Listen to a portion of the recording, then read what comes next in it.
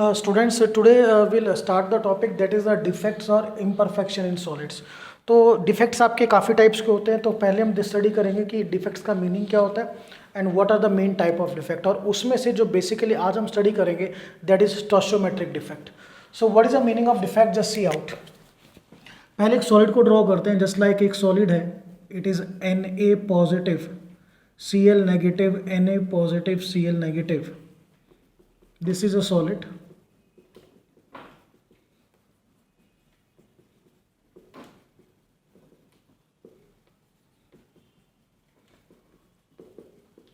अब ये एक रेगुलर अरेंजमेंट है आपका.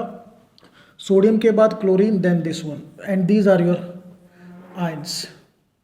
और इसमें बेटा बी रिमेंबर, ये जो आपकी साइट्स बचेंगी, you have done the topic of particularly voids. These are said to be the interstitial sites और also said to be the voids.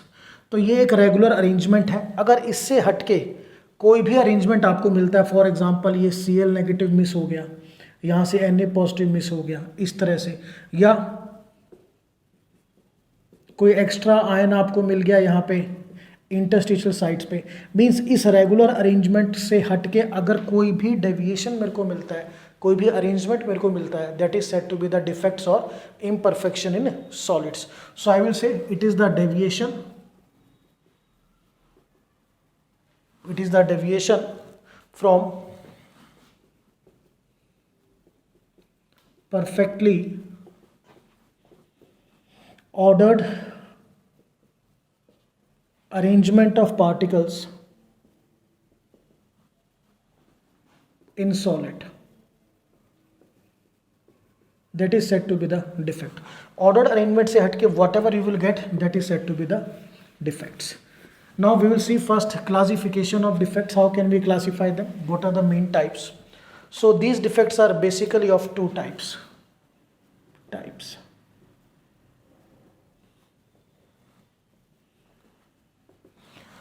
First, electronic defects. Second, atomic defects.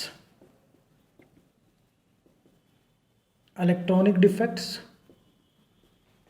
Second is atomic defects.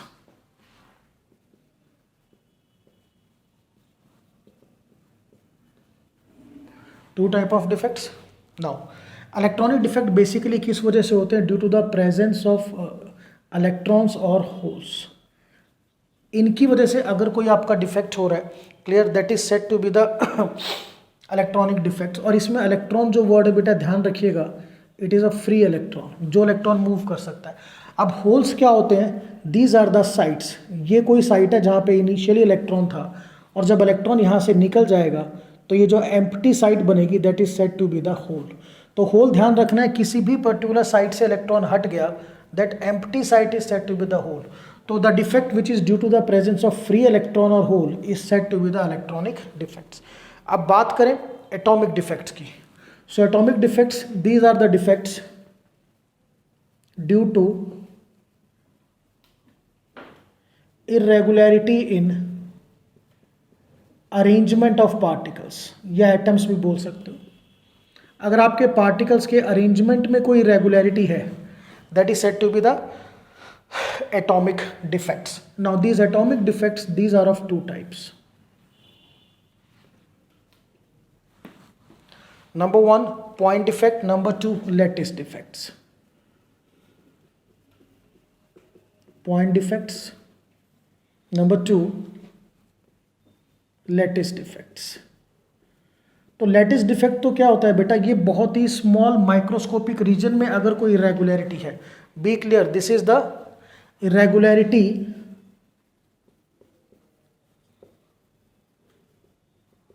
In small microscopic reason,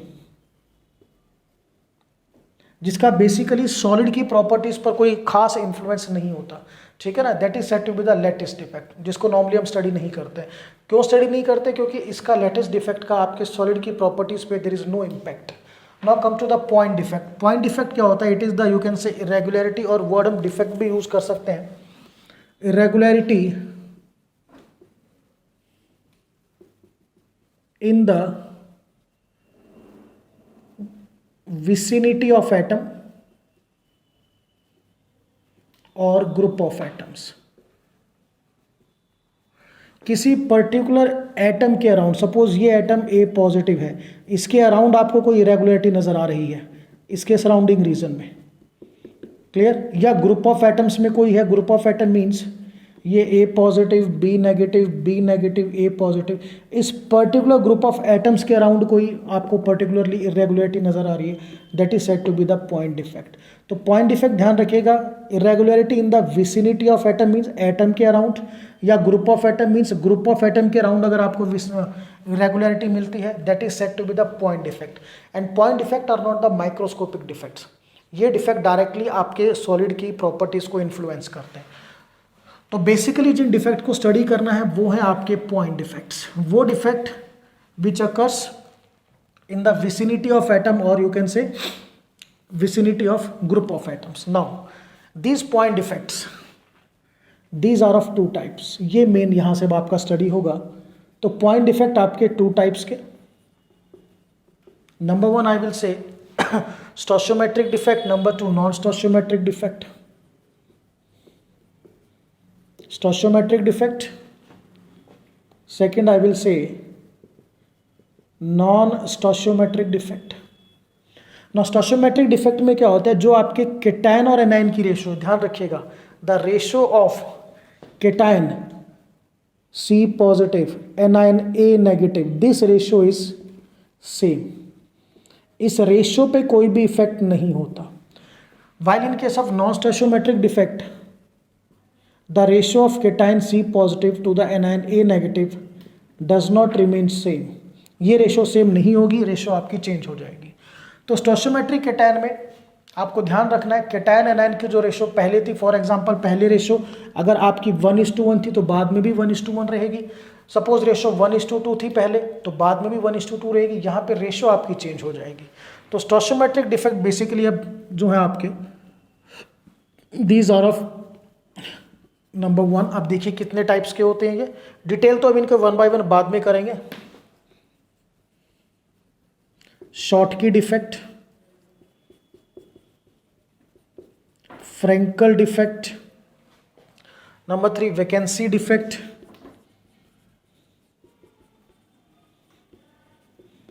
and number 4 I will say interstitial defect. तो ये detail हम करेंगे जब आप इसको study करोगे। तो आज के लेक्चर में बेसिकली हमें स्टोशियोमेट्रिक स्टडी करना है। अब बात करते हैं नॉन स्टोशियोमेट्रिक की, इसमें जो रेशियो है वो सेम नहीं है। अगर बेटा रेशो सेम नहीं है देन बी क्लियर, या तो केटायन का नंबर ज़्यादा होगा या एनायन का। तो इसमें जो फर्स्ट टाइप है मेटल एक्सेस डिफेक्ट, बहुत ध्यान से करना है इसको। Classification if you understand then मान के चलिए एक तरीके से 50% डिफेक्ट्स आपको क्लियर हो जाएंगे। मेटल एक्सेस डिफेक्ट में मेटल केटायंस बनाते हैं, so I will say number of cations are more than the number of anions. Second is metal deficient defects. Metal deficient defect में क्या होगा बेटा, अब मेटल डेफिशिएंट हो गया यानी मेटल कम हो गया तो एनायन का नंबर ज़्यादा होगा। So I will say number of anions are more than number of cations. Third is impurity defect. Impurity defect में क्या होता है बेटा, be clear, some extra impurity is added. क्या ऐड करते हैं, एक्स्ट्रा इम्प्योरिटी को ऐड कर देते हैं। तो जब आपका केटायन एनायन का नंबर सेम नहीं होगा तो आपके पास 3 पॉसिबिलिटीज हैं। If the number of cation is more it is metal excess defect, number of anion ज़्यादा होगा तो मेटल कम हो जाएगा, मेटल डेफिशिएंट डिफेक्ट, और अगर आप एक्स्ट्रा इम्प्योरिटी ऐड करते हो तो वो होगा आपका इम्प्योरिटी डिफेक्ट। अब इनके फर्दर टाइप्स देखते हैं। यहाँ पर मेटल एक्सेस डिफेक्ट में केटायन का नंबर हम कैसे बढ़ा सकते हैं या कैसे होता है, तो इसमें सबसे पहले अगर आपके एनायंस का नंबर कम हो जाए, एनायन वैकेंसीज। सेकेंडली केटायन का number, second is extra cation अगर प्रेजेंट हो इन द इंटरस्टिशियल साइट। तो ये हम डिटेल में स्टडी करेंगे जब मेटल एक्सेस को करेंगे। मेटल डेफिशिएंट में नंबर 1 जैसे यहाँ पर एनायन वैकेंसीज था, मेटल डेफिशिएंट में आपको मेटल का नंबर कम करना है, मतलब केटायन का नंबर कम करना है. So first is cation vacancies. Number one is cation vacancies, and number two, you will have interstitial anions. Anions का अगर आप इंटरस्टिशियल साइट पे होगा तो ऑब्वियसली एनायन का नंबर आपका ज़्यादा हो जाएगा. अब बात करते हैं इम्प्योरिटी डिफेक्ट. ये बेटा दो टाइप से आप स्टडी करोगे. नंबर वन, आयोनिक सॉलिड में स्टडी करोगे. Number two, you will study in covalent solids. तो इम्प्योरिटी डिफेक्ट की स्टडी दो टाइप के सॉलिड में होगी. नंबर वन आयनिक solid, number two covalent solid. और कोवलेंट सॉलिड में आप दो टाइप की इम्प्योरिटीज ऐड करोगे, यहीं पर नोट कर रहे हैं. इलेक्ट्रॉन रिच इम्प्योरिटी ऐड करोगे और you will add electron deficient impurity. तो एक बार क्लासिफिकेशन पूरा देखिए दोबारा से. You are having two type of defects, electronic defects and atomic defects. Electronic defects due to the presence of free electron या holes. Atomic defect due to the irregularity in the arrangement of particle. ये दो type का, point defect और lattice defect. Point defect फिर से दो type, stoichiometric, non stoichiometric. Stoichiometric में basically चार defect, Schottky, Frenkel, vacancy and interstitial. Non stoichiometric में three type of defect, metal excess, metal deficient, impurity defect. Metal excess two type, anion vacancies and extra cation in the interstitial site. Metal deficient, cation vacancies and interstitial anions. And impurity defect दो type में study करना है, ionic solid and covalent. और covalent solid में दो type की impurities we will generally add, electron rich impurity and electron deficient impurity. So आज का जो मेन टॉपिक है वो है stoichiometric defects that we have to study now.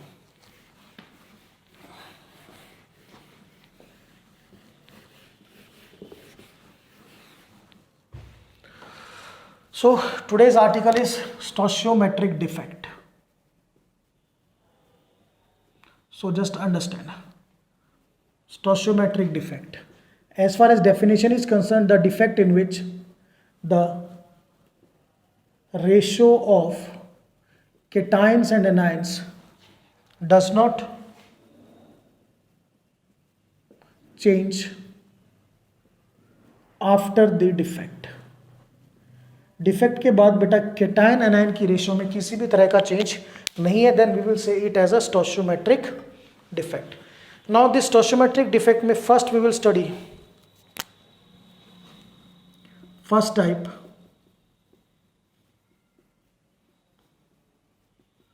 Vacancy defect. First type of stoichiometric defect is a vacancy defect. और vacancy defects में क्या होगा, सम, जैसे अगर मैं एक सॉलिड को ड्रॉ करता हूं, this is a solid,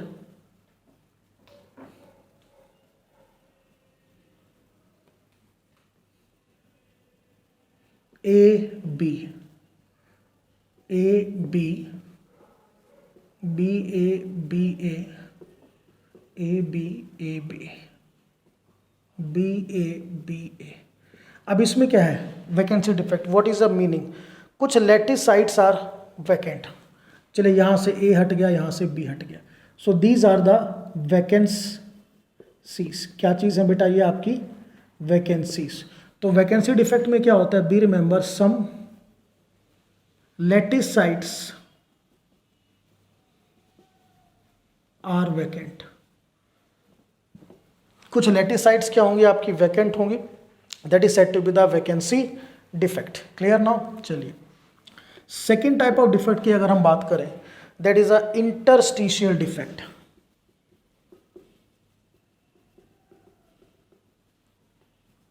interstitial defect, clear, IDB हम इसको बोल सकते हैं शॉर्ट में. Vacancy defect is said to be the VD.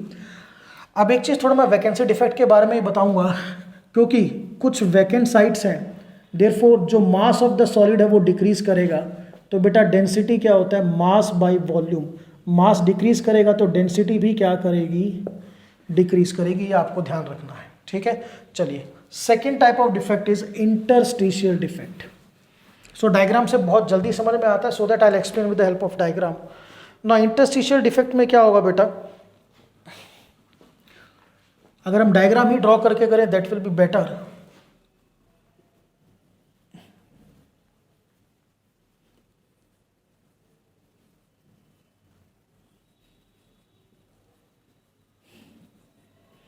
When ever we will draw diagram of a solid 4x4 arrangement हमेशा आपको करना है, ध्यान रखिएगा।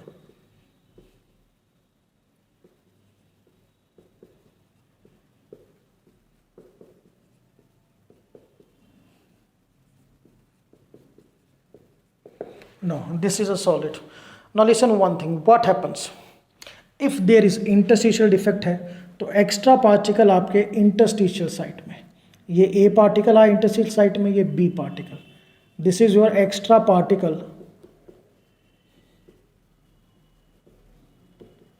इन द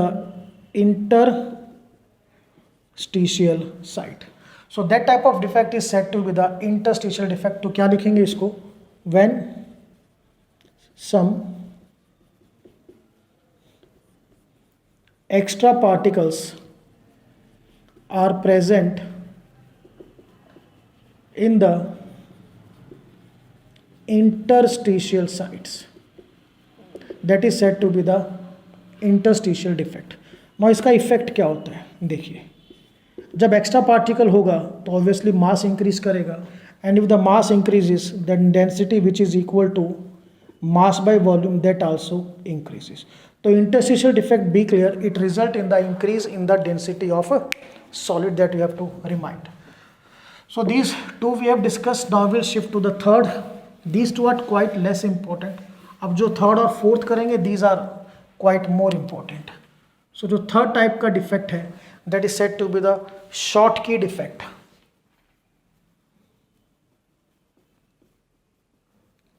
तो Schottky डिफेक्ट को पहले हम नोट करेंगे, what is the meaning of Schottky defect. इसमें क्या होता है बेटा, इक्वल नंबर ऑफ केटाइन और एनायन मिस हो जाते हैं, 2 केटाइन 2 एनायन, 3 केटाइन 3 एनायन और 1 केटाइन 1 एनायन। तो डेफिनेशन क्या लिखेंगे, when equal number of cations and anions are missing, इस चीज पे फोकस करना है, equal number of cations are anions are missing from the lattice. Lattice से इक्वल नंबर में केटाइन एनायन आपके मिस होंगे। Now let us see the diagram of this, we can explain with the help of diagram also. So see out, A positive B, या कैसे भी कर सकते हो, doesn't make any difference, A B से भी ले सकते हैं या ए पॉजिटिव बी नेगेटिव से भी।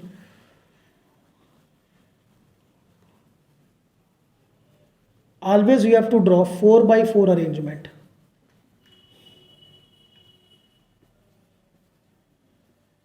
A positive, B negative.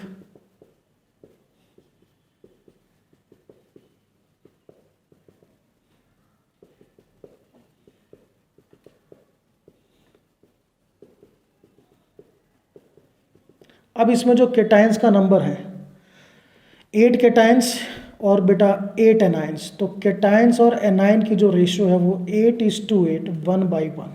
अब क्या किया बेटा, एक केटाइन और एक एनाइन मिस हो गया, ठीक है। अब रेशियो दोबारा अगर आप कैलकुलेट करो, C positive A negative, cation 7 A9 7, ratio अब भी क्या है 1:1।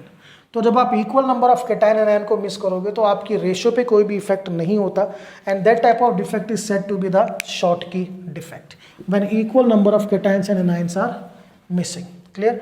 एंड दिस इज, यहाँ से क्या मिस है बेटा, यहाँ से हमने किसको मिस किया था, एनायन को, so this is AV anion vacancy. यहाँ से केटाइन को मिक्स किया था, so this is the CV vacancy. Now first we have to do the conditions favouring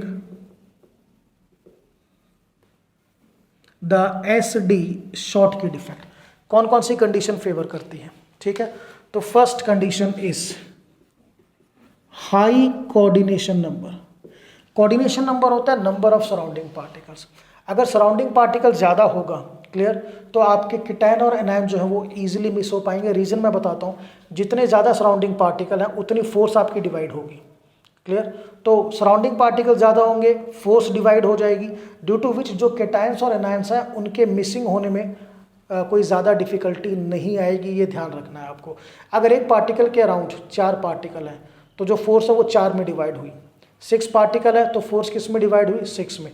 तो जैसे जैसे सराउंडिंग एटम आपके बढ़ेंगे फोर्स आपकी कम होती जाएगी और फिर जो केटायंस और एनायंस का रिमूवल है वो इजी होगा। सेकेंडली दीज आर डिफेक्ट्स, ये लेबोरेटरी एक्सपेरिमेंट नहीं है कि हम इनको करके देखें, दीज आर द डिफेक्ट जो ऑब्जर्व हुए and we are doing the possible definition and explanation of them.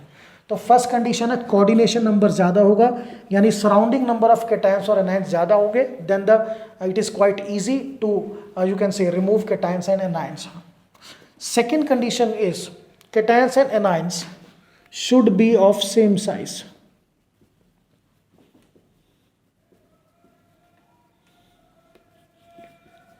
जो आपके केटायंस और एनायंस हैं बेटा उनका साइज अगर सेम होगा तो उनका रिमूवल भी इजी हो जाएगा, ठीक है ना। अगर केटायन बहुत छोटा है और एनायन बड़ा है तो एनायन को तो रिमूव करना इजी होगा, बट वो जो छोटा सा केटायन है जो बड़े एनायंस के बीच में फंसा हुआ है उसका रिमूवल मुश्किल हो जाएगा। तो बी क्लियर, अगर दोनों रिमूव करने हैं तो केटायंस और एनायंस का साइज क्या होना चाहिए, it should be same. Now अब एग्जाम्पल हम लेके चलते हैं। अगर एग्जाम्पल की बात आए तो NaCl, KCl, cesium chloride, CaCl, KBr means what we can say mostly आपके जो मेटल और नॉन मेटल्स, ये आपको ध्यान रखना है। Got it now? So examples are quite clear. Now in the last we have to do the consequences कि इस डिफेक्ट का आपके सॉलिड पे क्या इम्पैक्ट होता है। So you will say consequences और इम्पैक्ट ऑन सॉलिड, ठीक है, इस डिफेक्ट का। तो पहला जो कॉन्सिक्वेंसेस है दैट जब केटायन और एनायन मिस होगा देन ऑब्वियसली मास डिक्रीज करेगा and density is equal to mass by volume, तो बेटा डेंसिटी भी क्या करेगी, डिक्रीज। तो फर्स्ट पॉइंट जो डेंसिटी है वो क्या करेगी, डिक्रीज करेगी। सेकेंड, जो लैटिस एनर्जी होती है it is directly proportional to electrostatic force between the cations and anions. अब देखिए डिफेक्ट से पहले आपके पास 8 केटायंस और 8 एनायंस थे, तो जो फोर्स थी वो 8 केटायंस और 8 एनायंस के बीच में थी। डिफेक्ट के बाद there are 7 cations and 7 anions, तो नंबर ऑफ पार्टिकल्स डिक्रीज हुए, तो जो इलेक्ट्रोस्टैटिक फोर्स है उसका मैग्नीट्यूड भी कम होगा, तो लैटिस एनर्जी भी क्या करेगी आपकी, decrease. Second point is lattice energy decrease due to decrease in the number of cations and anions. Second very important. Number 3, electrical conductivity. अगर इलेक्ट्रिकल कंडक्टिविटी की बात करें तो वो इंक्रीज करेगी। क्यों? क्योंकि बेटा ये जो आपकी वैकेंट साइट्स है यहाँ पर जो है there is a free sites और यहाँ से जो है आपके ions they can easily moves, ion move कर सकते हैं थ्रू दीज वैकेंट साइट, और जब भी कोई चार्ज पार्टिकल मूव करेगा तो इलेक्ट्रिकल कंडक्टिविटी होगी। तो डिफेक्ट से पहले हमारे पास वैकेंट साइट नहीं थी, डिफेक्ट के बाद वैकेंट साइट आ गई। वैकेंट साइट में क्या है, आयंस फ्रीली मूव कर सकते हैं, ठीक है ना। और कोई चार्ज पार्टिकल है समटाइम किसी और डिफेक्ट की वजह से अगर इलेक्ट्रॉन भी आ गया तो वो भी इन वैकेंट साइट के थ्रू मूव कर सकता है। So whenever there is a vacant site in the solid be clear, conductivity always increases, क्योंकि वहाँ पर आयंस के मूवमेंट के लिए एक स्पेस मिल जाती है। And whenever the ions moves या इलेक्ट्रॉन मूव करता है then obviously conductance will increase.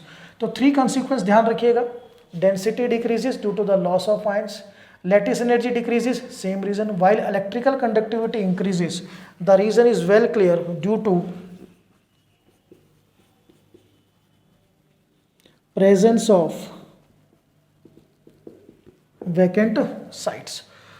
So this is all about the number 3 Schottky defects. Now we will study the last type, that is Frankel defect.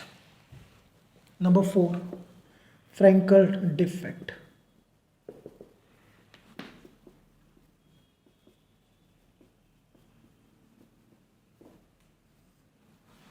So what happens in the Frenkel defect, देखिए जब कोई ion अपनी जगह से miss होकर किसी near by interstitial site में जाएगा दैट इज फ्रैंकल डिफेक्ट। ये केटायन यहाँ से हटा और इस इंटरस्टिशियल साइट में चला गया, that is Frenkel defect. So what will I write, simply the definition is when an anion is missing, when an ion is missing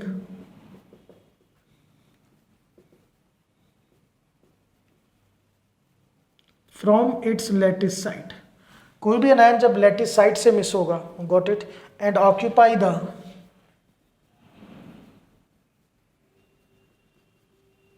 interstitial site, interstitial site को ऑक्यूपाई करेगा, that is said to be the Frenkel defect. Now conditions favouring the Frenkel defect, just see out.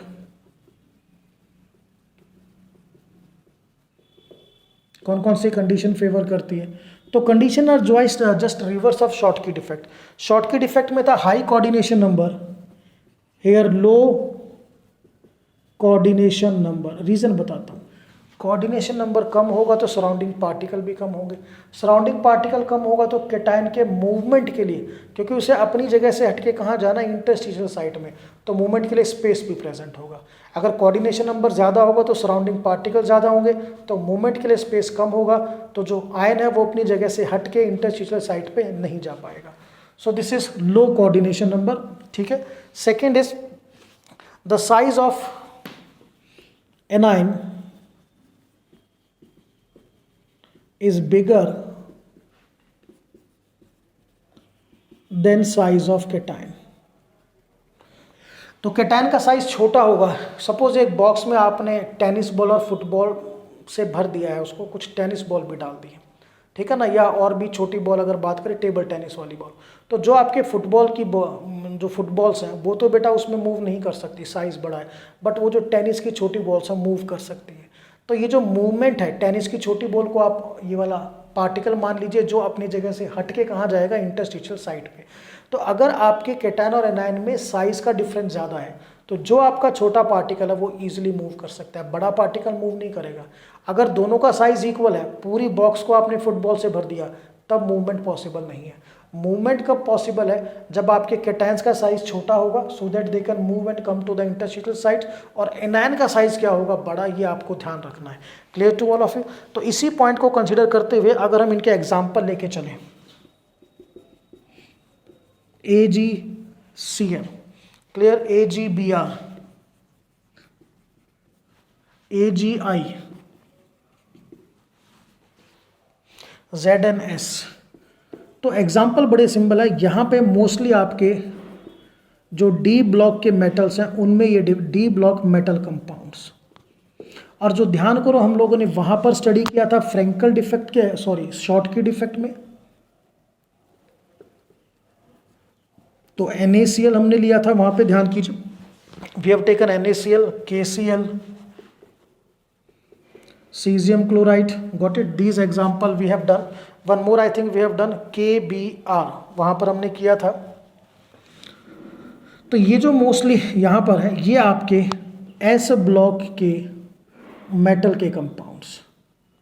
तो जब आप S block के metal को anion से combine करोगे तो उसमें कैटायन और एनायन में ज़्यादा साइज़ का डिफरेंस नहीं होता है, अप्रॉक्सीमेटली सेम होता है, ठीक है ना। जैसे सोडियम और क्लोरीन की बात की जाए तो there is not so much of the difference, ठीक है। बट यहाँ पर जो Ag और Cl है, AgBr है, AgI है, इनमें जो साइज होगा उसका डिफरेंस काफ़ी ज़्यादा होगा, that you have to understand. This is the very important point. Clear to all of you? Now in the last we have to discuss the consequences of Frankel defect. Just see out.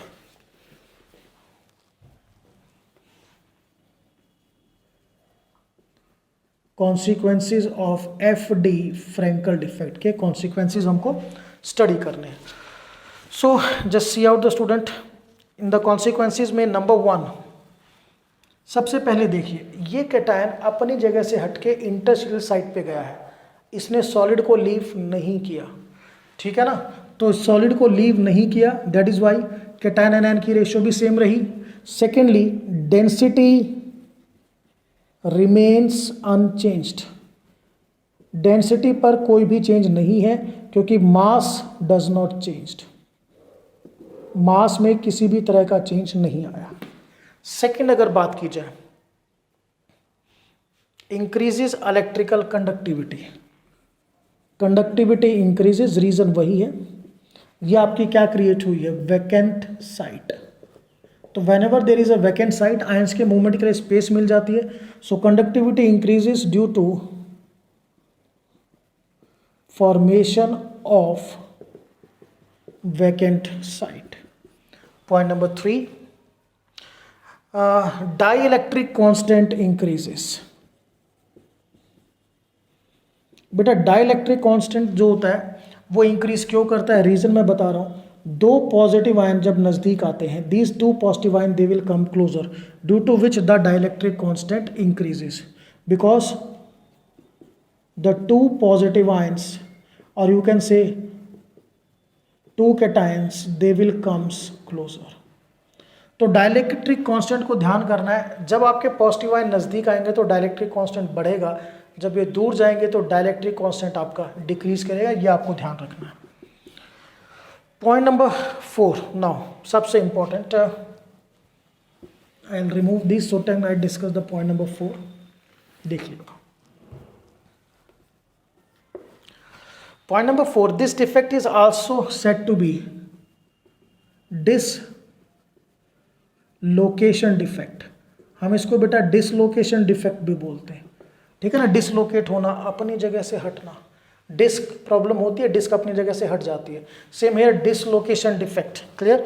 अब इसका dislocation defect हमने क्यों कहा, क्योंकि ये जो ion है ये अपनी जगह से डिसलोकेट हुआ।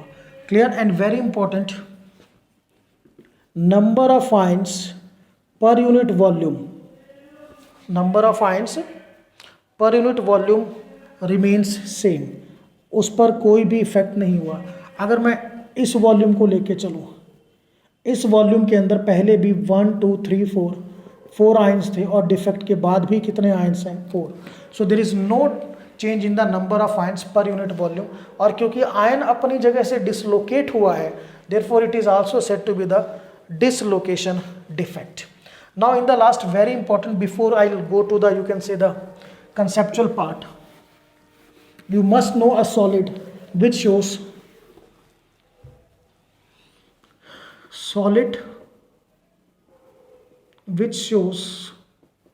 both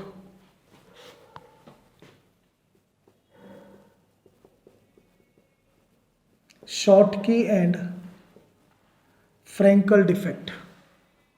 So you have to learn the name of this solid. Clear? This is AgBr, silver bromide. ठीक है बेटा, ये आपके दोनों टाइप के डिफेक्ट शो करेगा, शॉटकी भी और Frenkel. Now student we will shift to the conceptual part, कुछ कंसेप्चुअल क्वेश्चंस को डिस्कस करते हैं, ठीक है, related to the stoichiometric defect conceptuals.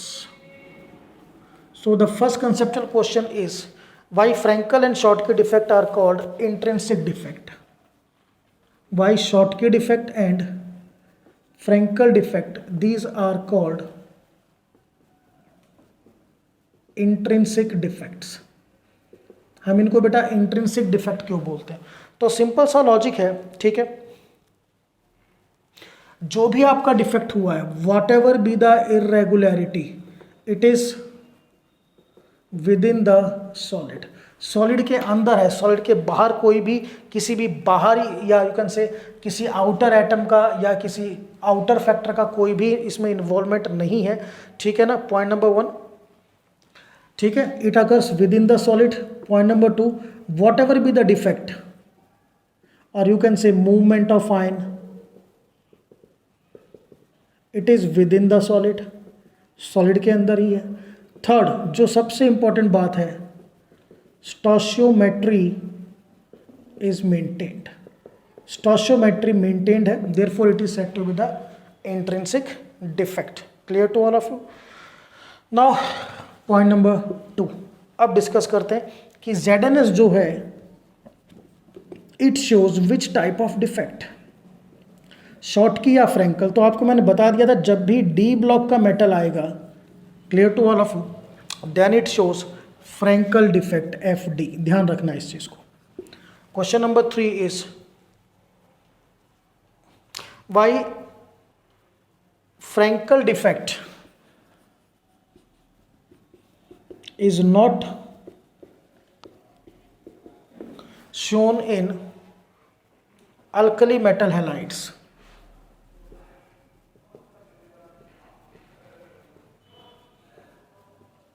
But shown in silver halides. So बेटा कंडीशन पे फोकस कीजिए. फ्रैंकल डिफेक्ट की कंडीशन क्या थी? जो एनायन का साइज है it is greater than the size of cation. अगर आप अल्कली मेटल हेलाइड लेके चलोगे, सपोज आपने NaCl लिया, तो Na पॉजिटिव और Cl नेगेटिव का साइज नियर अबाउट सेम है, डिफरेंस कम है. ठीक है. सो अल्कली मेटल हेलाइड में शो क्यों नहीं करते? क्योंकि वहां पर केटायन एनायन का साइज क्या है? सेम है. जबकि फ्रैंकल डिफेक्ट की कंडीशन क्या आती है? The size of anion is greater than the size of cation. अब बात करें सिल्वर हेलाइड्स की. सिल्वर हेलाइड्स में आप AgCl की बात कीजिए, AgI की बात कीजिए. यहाँ पर क्या है, जो आपका यू कैन से केटायन और एनायन के साइज में काफ़ी ज़्यादा डिफरेंस है. You can say Ag positive Cl negative में. ठीक है ना. So due to large difference in size they will show the Frenkel defect. So सिर्फ कंडीशन पे फोकस करना है. एग्जामिनर कहता है भाई ये फ्रैंकल डिफेक्ट नहीं शो कर रहा है, तो सिंपल वो फ्रैंकल डिफेक्ट की कंडीशन को अभी नहीं कर रहा है. कंडीशन में पहली कंडीशन जो है वो आपको ध्यान रखनी है, दैट इज साइज. ठीक है ना. उसके अकॉर्डिंगली वी कैन एक्सप्लेन. ठीक है ना. चलिए, so this next fourth question.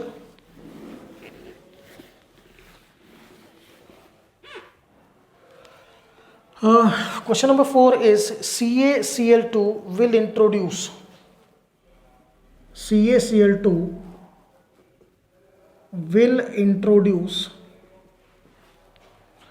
Schottky defect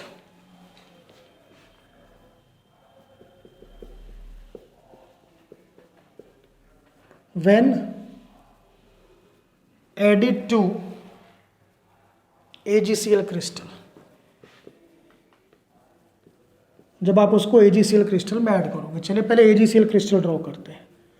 Ag positive, Cl negative, this way.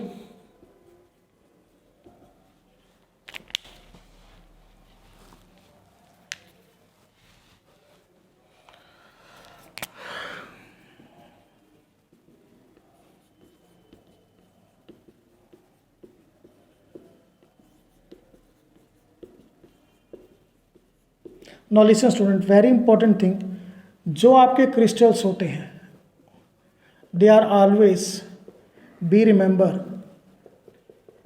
Electrically neutral. Got it. तो जब आप इसमें कैल्शियम क्लोराइड ऐड करोगे, वैलेंसी पे ध्यान देना, Ca2 पॉजिटिव है तो Cl नेगेटिव पे तो कोई इफेक्ट नहीं होगा. जब कैल्शियम 2 पॉजिटिव है, बड़े चार्ज का पार्टिकल छोटे चार्ज के पार्टिकल को डिस्प्लेस करेगा. तो Ag पॉजिटिव की जगह क्या आया? Ca2 positive. अब क्योंकि क्रिस्टल को चार्ज भी इक्वल करना है, ठीक है, तो एक Ag पॉजिटिव की साइट जो होगी वो वैकेंट हो जाएगी. What is the site of Ag positive? Vacant. तो एक तरीके से Ca2 पॉजिटिव एक Ag पॉजिटिव की जगह तो खुद आ गया और एक Ag पॉजिटिव की साइट क्या हो गई? वैकेंट. अब हमने इसको शॉटकी डिफेक्ट की तरह कहा. ठीक है, रीज़न आपको आया समझ में. सेकेंडली, अब सबसे इंपॉर्टेंट चीज़ वो इलेक्ट्रिकली न्यूट्रल है. ठीक है, और इसमें ध्यान क्या रखना है, ये जो बचेगा आपका दिस इज नाउ. अब इसको मैं वैकेंसी नहीं कहूँगा क्योंकि मेरा चार्ज ऑलरेडी बैलेंस्ड है. This is now set to be the hole. तो शॉटकी डिफेक्ट सिंपल सा लॉजिक है. शॉटकी डिफेक्ट क्यों इंट्रोड्यूस हुआ आपको बताना है यहाँ पे कि जब आप एक बड़े केटायन को ऐड करोगे तो वो छोटे केटायन को डिस्प्लेस करेगा और चार्ज इक्वल न्यूट्रल होने के लिए एक केटायन और मिसप्लेस हो जाएगा. That is why CaCl2 introduces the Schottky defect, जो आपको ध्यान रखना है. Clear to all of you.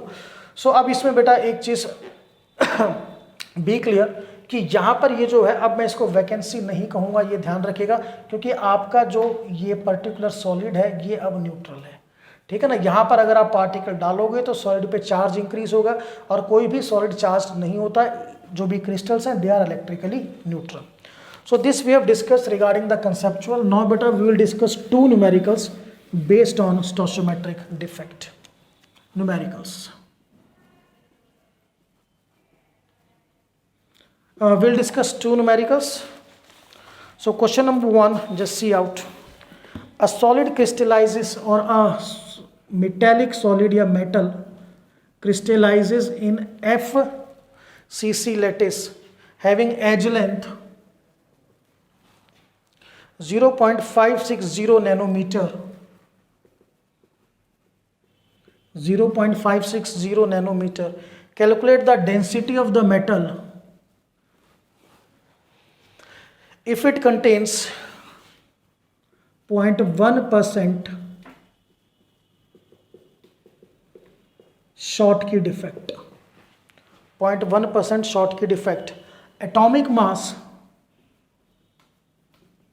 of the metal is 40 ग्राम पर मोल. चलिए सॉल्यूशन. तो डेंसिटी का फॉर्मूला क्या होता है? Z into M upon a cube into Avogadro's number. तो पहले बेटा Z की वैल्यू देखेंगे. अब FCC में Z की वैल्यू क्या होती है? फ्री. अब इसमें 0.1% शॉर्टकी डिफेक्ट है, तो यानी 4 पार्टिकल्स में से 4 का 0.1% आपको माइनस करना पड़ेगा, क्योंकि इतने पार्टिकल्स मिसिंग हैं. Is that clear to all of you? What is Schottky defect? When equal number of cations and anions are missing. तो कितना परसेंट मिसिंग है? 0.1%. तो हमारा 1 यूनिट सेल में कितना होता है? 4. तो 4 में से 0.1% ऑफ द 4 अगर आप माइनस करोगे तो जो Z की वैल्यू आपकी आएगी इट इज 3.996. क्लियर? तो Z की वैल्यू पुट कीजिए 3.996. Then molar mass is 40. Edge length की यूनिट देखिए नैनोमीटर है. तो हमें ध्यान हो, न्यूमेरिकल मैंने आपको डेंसिटी में कराया था कि हमें जो वैल्यू है वो सेंटीमीटर में लेनी होती है. तो नैनोमीटर में हो जाएगा 10⁻⁹ मीटर और सेंटीमीटर में 10⁻⁷ metre. So I will write a cube 0.560 into 10⁻⁷ का क्यूब मल्टीप्लाई एवोगैड्रो नंबर 6.022 10⁻23. तो on solving this comes out to be 1.51 density is ग्राम पर सेंटीमीटर क्यूब. सिर्फ इस पॉइंट पे फोकस करना है. जितना परसेंट शॉर्टकी डिफेक्ट था उतनी Z की वैल्यू में से आपको माइनस कर देना है. ठीक है, चलिए. Now question number 2. 2 numericals we have to do. Question number 2 I will write here. So question number 2, he says a unit cell having the edge, a unit cell having the edge length A of NaCl is found to be, unit cell of NaCl having the edge length A is found to be 562.6 picometer.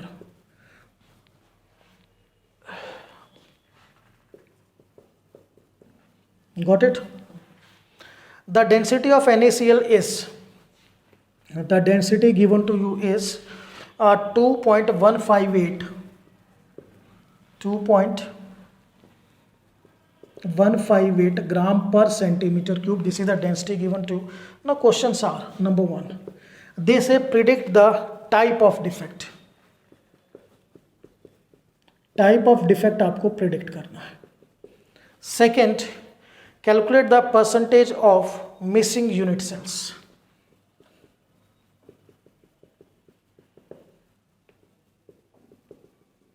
Missing unit cells or missing cations and anions. C positive and A negative. तो let us solve the numerical. तो भैया आपको जो जो दे रखा है उसको ध्यान से देखिए. डेंसिटी कैलकुलेट करेंगे. सबसे पहले density is equal to Z into M upon a cube into Avogadro number. अब Z की वैल्यू जो है आपको पता है, जो NaCl है, बी क्लियर, FCC लैटिस होता है. ठीक है, तो Z की value 4 into molar mass of NaCl sodium 23 plus chlorine 35.5. This is 58.5 ग्राम पर मोल. एज लेंथ गिवन है 562.6 पिकोमीटर. तो इसको अगर आप मीटर में कन्वर्ट करोगे तो 10 की पावर -12 मीटर। और क्योंकि डेंसिटी बेटा आपको सेंटीमीटर क्यूब में गिवन है, सो कन्वर्ट कीजिए इसको सेंटीमीटर में। So this will be 562.6 10⁻⁻10 centimetre. So edge length is 562.6 into 10⁻⁻10 का cube multiply Avogadro number 6.022 10⁻23। Now on solving this जो डेंसिटी आएगी 2.158, sorry this is not 2.158, this is 2.182 ग्राम पर centimetre cube, ये density है। और जो ऑब्जर्व्ड डेंसिटी है given in the question is 2.158 ग्राम पर सेंटीमीटर क्यूब। ठीक है, तो अब आपको देखना है कि ऑब्जर्व डेंसिटी और उसमें क्या डिफरेंस है। तो जो आपकी ऑब्जर्व डेंसिटी है वो लेस है, clear. This observed density is less than the density calculated. तो जब डेंसिटी डिक्रीज होती है, ध्यान कीजिए, एक तरीके से डेंसिटी क्या हुई है, डिक्रीज हुई है। तो डेंसिटी डिक्रीज होने पर we can say that it is a Schottky defect. Clear to all of you? So this is the first part we have completed. Now the second part he says calculate the percentage of missing unit cells. चलिए, so simple सा है, देखिए सबसे पहले percentage of missing unit cells. तो simple सा logic है बेटा, आपकी z की वैल्यू क्या थी 4 और मिस होने के बाद कितनी आई आपकी 3.956। इसको डिवाइड करेंगे एक्चुअल z से और मल्टीप्लाई करोगे आप 100 से। एक्चुअल इतना था, डिफेक्ट इतना था, तो जो बचा वो इतना, ठीक है ना। This is due to defect, this is upon actual in 200। So on solving this comes out to be 1.1%। Clear to all of you? तो बिल्कुल क्लियर, ध्यान रखिए हमने फॉर्मूला क्या यूज किया कि जो z था ड्यू टू डिफेक्ट,